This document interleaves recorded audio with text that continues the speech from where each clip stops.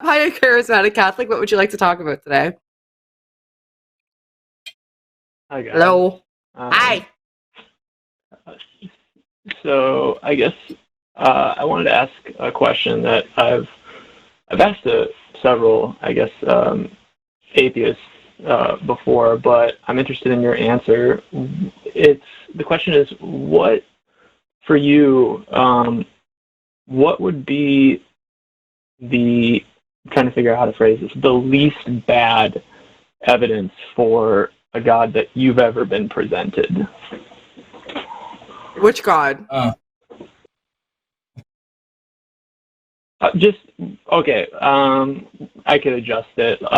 What would be the least bad evidence for theism that you've ever been presented? Theism? Like, which theism? Like monotheism? Are you talking about polytheism? Are you lumping deism in there? What about pantheism? Yeah, I mean, I was trying to be as broad. If we're gonna actually get down to specifics, we'll just say the Christian God. Like, what would be like the least bad evidence you've ever seen for that, or been presented by someone? For the specifically Christian God. Drag, would you like to go first? So honestly, some of the best, I will say the best out of all of the attempts would have had been people who offer their genuine sort of come to Jesus story, their own, their own personal experience, because to me, they're very interesting, and some of them are fairly unique, and I believe that they're honest. I believe the people who tell me these stories genuinely believe, X, Y, and Z happen. The logic is kind of fuzzy when they're trying to rationalize, everything, but those to me, I think, are some of the best ones because they're honest. They're not trying to, philosophize, me or somebody else into, their position. Because at the end of the day, none of that stuff. They didn't hear an argument on YouTube and go, "Oh, I'm a Christian." "Oh, transcendental argument. Oh, I'm a Christian." That never actually happens. Like that stuff happens, but that's true. Like people have like their Damascus Road scenario, and then later they sort of shore up their faith with all these arguments, as we like to call them. So I think to me that's really, really impactful. Yeah, I think that I'd probably mirror that. Like, it's the least compelling to me because I can't share your personal experience, right? Like, so if you have a personal experience and you're like, well, and you're honest, what I like about them is because they're honest, like you said, Drag, and they're saying, hey, it's not that somebody came to me with the kalam and I was like, well, shit, obviously Bible, because that you're skipping a couple steps there also for the starters. When you say the best evidence for the Christian God, the best evidence for the Christian God, if you're a Christian, should be the goddamn Bible. It should be the Bible, right? Like the rest of it is just support for the Bible. And the Bible itself, I don't think is very good evidence. If you're talking about the best evidence for anybody's belief system, I would mirror what Drag says. Like for an individual person, the ones that I respect the most are them saying, I had a personal emotional experience. I don't know if it always makes sense. I'm trying to make sense of it. Some arguments I feel support it, so I feel comfortable in holding it. But ultimately, it's just I had this personal experience that seemed revelatory to me somehow, and I've connected it with this faith. The rest of them, if I had found any of them any good, I would have been compelled by them and I wouldn't be an atheist. Sure. I mean, I guess I wasn't like assuming there was somebody out there had presented you at some point with like some knockdown, argument for the position. I guess the reason why I was asking is because I tend to see like a lot of times people will sort of just like say, well, the trees exist, therefore God exists, has the same like, firepower as like something like the Kalam, or like argument from contingency or something like that, and that they're all just you know, they'll say they're all just crap. They're the same level of crap, and there's no, you know, tiers to anything. But I mean, it sounds like you guys both kind of like, you know, would say like, you know, if someone comes to me with a personal experience that they genuinely believe and they're being honest, like you would put that like at a higher tier than, you know, just like look at the trees, right? Higher degree of respect, I think.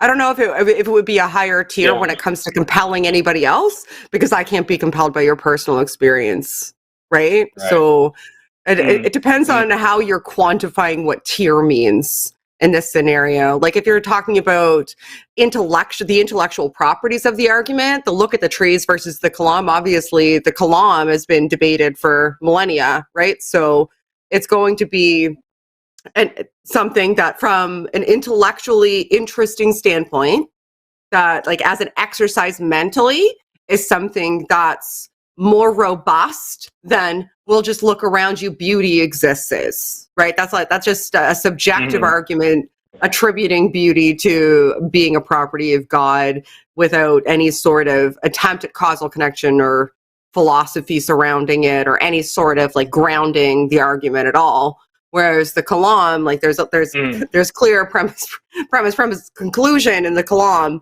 Like it's in a syllogistic format so that you can have a look at it and do some sort of critical analysis. So if you're interested into the intellectual exercise of why it does or doesn't hold water, then sure, like if that's the criteria that you're looking at when it comes to deciding what goes into what tiers, then the kalam would actually, in that instance, I think, have more weight than personal experience, because personal experience is something that you can't in any way analyze. It just is something that somebody has as a testimony, and the ends, right? Yeah. Interesting. Yeah. I mean, because I asked this question to I'm gonna, I hope I don't misspell their name, V La Bianca. Yeah, they're great. And when I asked they kind of went down that path of like, you know, like something like the argument from contingency. That's something that I can like sit down and kind of like look at the premises and chew on for like, you know, they talked about 8-hour marathon sessions or whatever of looking at this argument and debating it back and forth. And that's kind of what like I was wondering if you guys like have come across something like that before, where you're just like, oh, this is something that's interesting. I think we can batter this back and forth, and yeah. It's a different kind I've of come question, across though. that one since early 2000s, and we're talking about Vaughn Live, or Vaughn, I think it was called Vaughn TV back in when Blog Talk TV was a thing. A lot of these platforms were just sort of new. YouTube hadn't really caught up with the rest of the growing internet. People should be kind of migrating from Pal Talk or from Stickum and stuff like that. But the contingency argument, various evidentialist arguments, I've sat down with folks, theists in particular, for 8 to 10 hours on some days discussing them, and they really don't change from person to person.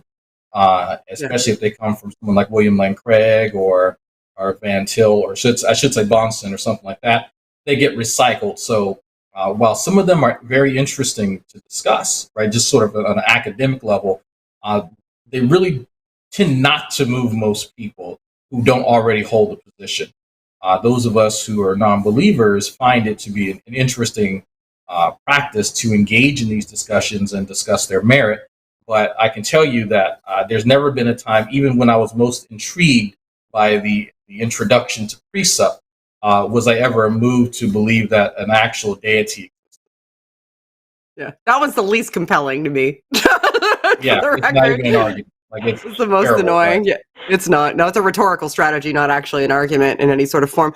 But so, like, if we're talking about what I find, if you're asking me what's the most intellectually engaging to me, even if I don't find it convincing, right now I'm actually enjoying kind of picking apart Mike from Inspiring Philosophy's digital physics argument, just because it's relatively new to me. A lot of the other ones, like the transcendental argument and the kalam and the argument from contingency, you've heard them so many times that you come to a Sure, point where sure. you're just kind of about them, right? As an atheist, like maybe as a theist, they're super compelling, and you like to review them because it's neat or whatever, that you still find them compelling. But from one that's intellectually challenging,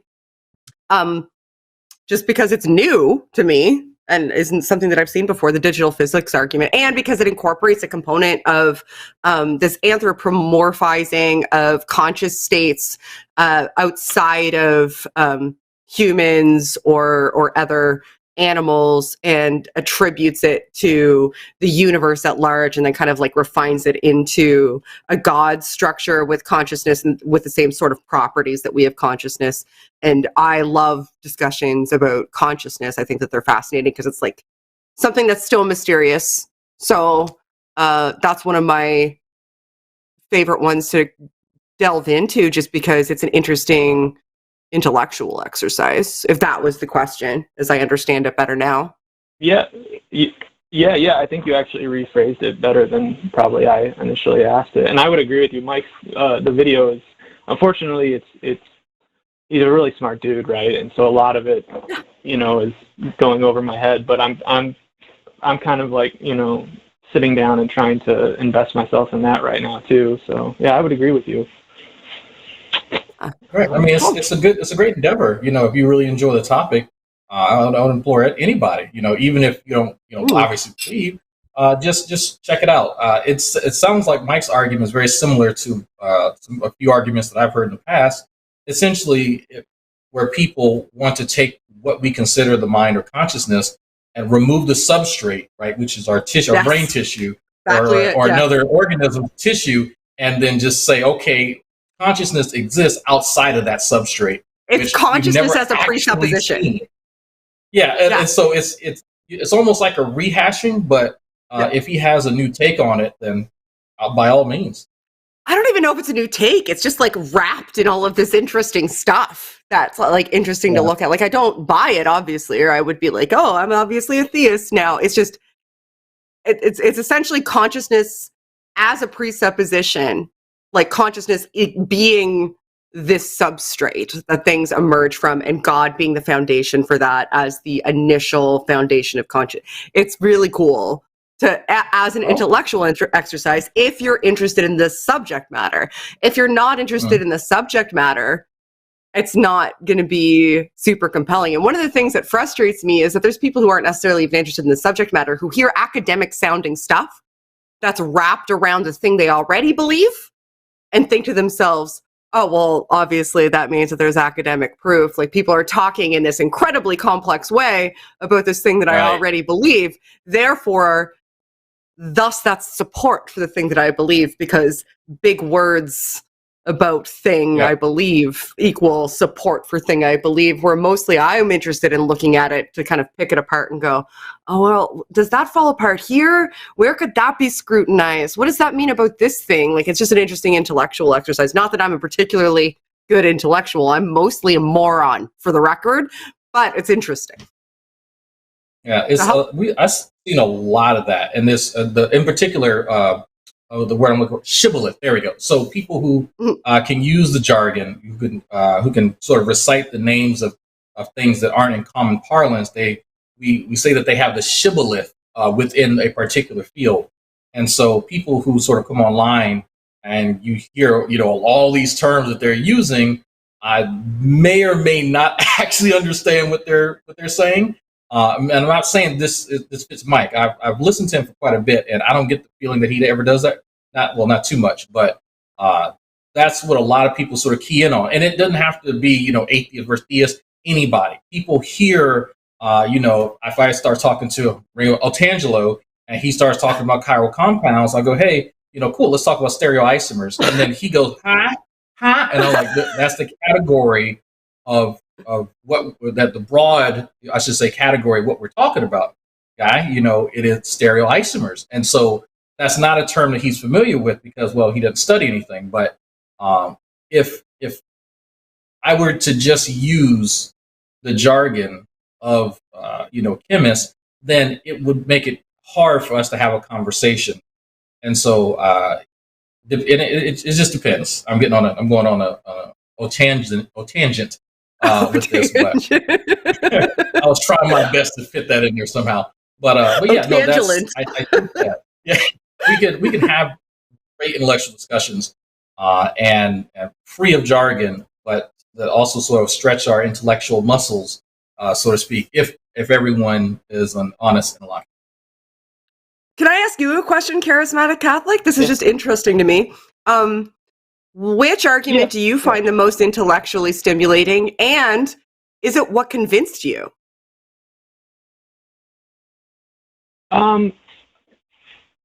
Well, I guess I would say no, because what convinced me to move to Christianity isn't the one that I think was the most intellectually stimulating. Which one convinced you then? That's a more interesting question. Which one convinced you? It probably isn't, because it's going to be boring. It's just a variant of Pascal's wager. Okay. It basically is this idea that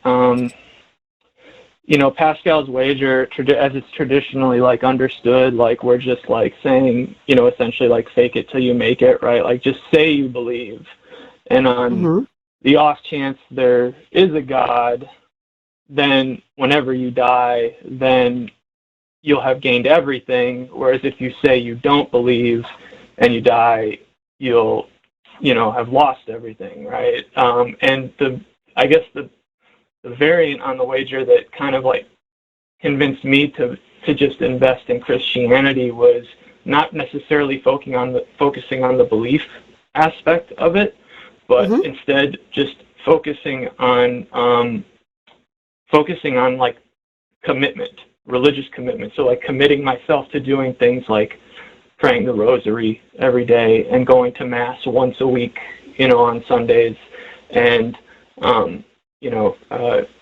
striving toward a more, virtuous life, like committing myself to trying to doing these things. So you had a version of Pascal's wager that encouraged you to have habit formation.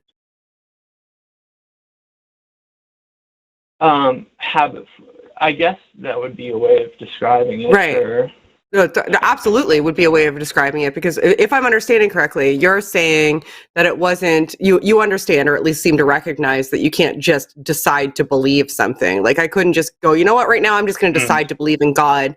I could act like that was the case, I suppose. Like I could trick everybody into thinking I believed in God, but that wouldn't be honest, right? Because I don't. I'm just acting as though I do. But you seem to respond to a version that said, okay, you don't actually have to believe in God, but if you start doing all of these practices from this specific faith, like going to church and praying rosaries, if you start creating habits around these behavioral affects related to this specific subsection of faith, then it will kind of potentially come to you. Do you think that there may have been a psychological connection between that habit formation and the ultimate belief, or do you think that the belief was revelatory? Yeah.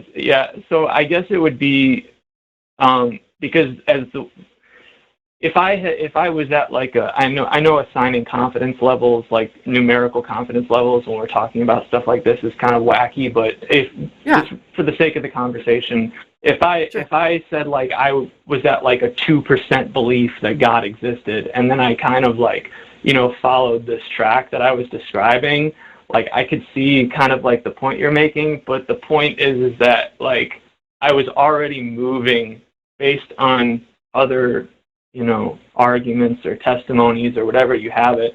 I was already moving towards this position that we would call like true agnosticism, right? Like, again, I know this is kind of wacky, but like a 50-50 split or something, right?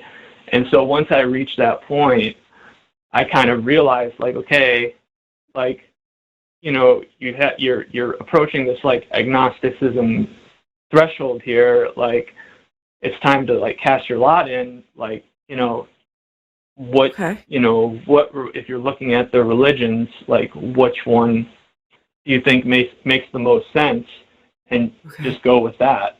And that's kind of what happened. So you were at a precipice where you were about 50-50, maybe I don't believe in God, maybe I do. And what convinced you to believe in God was making a conscious determination to throw your hat in the ring of belief based on a specific ideological subset that's built around the Catholic Church and start doing the behaviors that are ascribed to that faith in a habitual way until you started to be intellectually compelled about belief, or was it more emotionally compelled about belief at that point? I think it was honest. I think honestly it started probably emotionally, but it's become intellectual as well. That's very honest. Because now I find myself,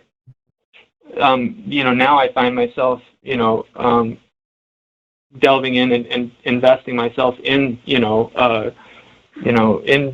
various arguments, like, watch it, like we were talking about, like watching, videos by Mike, Inspiring Philosophy for like an hour or something like that.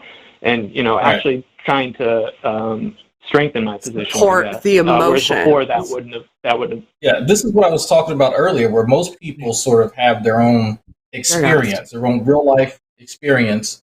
And so they then find these arguments online later to sort of shore up, their belief. But what you're describing is interesting because that sort of fake it till you make it thing is what some Mormons described to me, actually, and insisted that I do in order to believe in the Mormon God. Because I had asked them various questions as to how they knew, X, Y, and Z concerning their Mormon Jesus. And it's not the fact that they really didn't have any good answers. It was more so they understood to a degree that what they were offering me was fallacious. Just like you mentioned Pascal's wager, that is fallacious. They were less interested in the fact that they were not reasoning the best way possible, but they were more interested in the fact that what they had sort of sought out to achieve, they eventually got. And that was a confidence and certitude in the beliefs. Not that the beliefs themselves were actually good beliefs. And when I say good, that, being validated other than, having confirmation bias, because that was another sort of sticking point. Everything that they described to me that they use as validation was subject to confirmation bias. And I'll actually illustrate something that I walked them through. I said, okay, cool. If we're going through this practice, right? If we're saying we're just going to throw ourselves into the ring, cool. For arguendo's sake, I'll do that. But I'm in one of two worlds. One of these worlds, a deity exists, and everything that I'm going to experience is the direct result of this deity. The other world has no God at all whatsoever. In fact, Kevin, the god-eating penguin, ate all the gods. But I'm going to experience the exact same thing. How do I know which world I'm in? And I never got an answer at all. They sat there for a while and thought about it, and I explained it again. But if what you're telling me is that you just sort of walk through things until you eventually, you had these sort of emotional connection, and then the intellectual side came in, how do you know that you actually reasoned to your position in the best way possible, and that you're not sort of now feeling that affirmation sort of after the fact? You know what I mean? Love that question. Yeah, I follow. It's just something for you to think about. Yeah, no, and I appreciate your honesty. And I'm sorry, I know sometimes I can seem intrusive. It's just because I'm legitimately interested in how people get to this. And most people are so combative with me and to a certain degree, I think dishonest because they get their kind of like shoulders up a little bit. And you've been so open and honest and wonderful to talk to that I would be remiss if I didn't take the opportunity to explore it with you, but I don't want to make you uncomfortable. It was not my intention.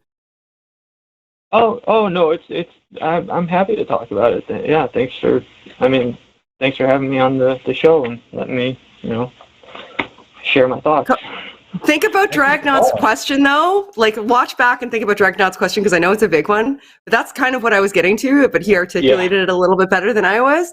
And call us back and let us know where you land on that, because I don't think it's fair in a moment for somebody to answer a question. Yeah. Oh yeah. Take your time and sit back and think about it. All right, will do, guys. Thanks. Thank you, Charismatic Catholic. Have a good rest of your day. We appreciate you calling. Bye, guys. Thank you. It was nice. Thanks. You too.